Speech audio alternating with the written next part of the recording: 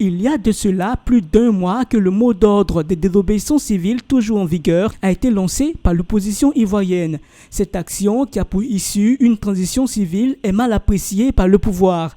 Le président du RHDP, président sortant à l'élection présidentielle du 31 octobre 2020, Alassane Ouattara, au cours de la réunion du bureau politique à Abidjan, s'est dit surpris par cette idée de transition émise par l'opposition. La Constitution de la Troisième République, publiée le 8 novembre 2016, prévoit que l'élection présidentielle a lieu le 4e samedi du mois d'octobre de la 5e année du mandat du président de la République. Donc tout le monde savait que l'élection présidentielle devait avoir lieu le 31 octobre 2020, et ce, depuis 2016. C'est important de le signaler. Donc tout d'un coup, d'où vient cette idée de transition?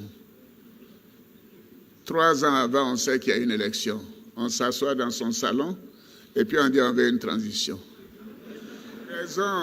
En raison de ces lassitudes, certains de nos concitoyens ont eu peur, ont été choqués. Et beaucoup ont perdu la vie. Et d'autres ont été blessés ou ont subi des pertes matérielles. De nombreux Ivoiriens ont aussi été empêchés d'exercer leurs droits civiques.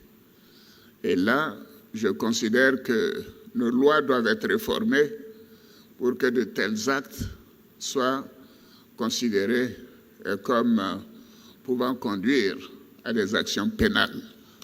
Suite aux violences enregistrées au cours des périodes pré- et post-électorales, Alassane Ouattara invite au pardon mutuel. J'exprime une nouvelle fois ma compassion et mon soutien à toutes les victimes et à leurs proches. Au regard de la gravité de ce qui s'est passé, je voudrais à nouveau vous inviter tous, comme je l'ai fait tout au long de la campagne, au pardon mutuel et à la tolérance. Je suis révolté, mais je considère que nous devons continuer de vivre ensemble dans la paix. C'est ce qu'on nous a enseigné. Arrêté depuis plusieurs jours, le président du FPI, Pascal Affi-N'Guessan, reste introuvable. Cependant, le blocus à son domicile a été levé, tout comme certaines autorités de l'opposition. Pour l'heure, l'opposition maintient sa position et amplifie son mot d'ordre de désobéissance civile. Reste à savoir si le pouvoir acceptera ces conditions.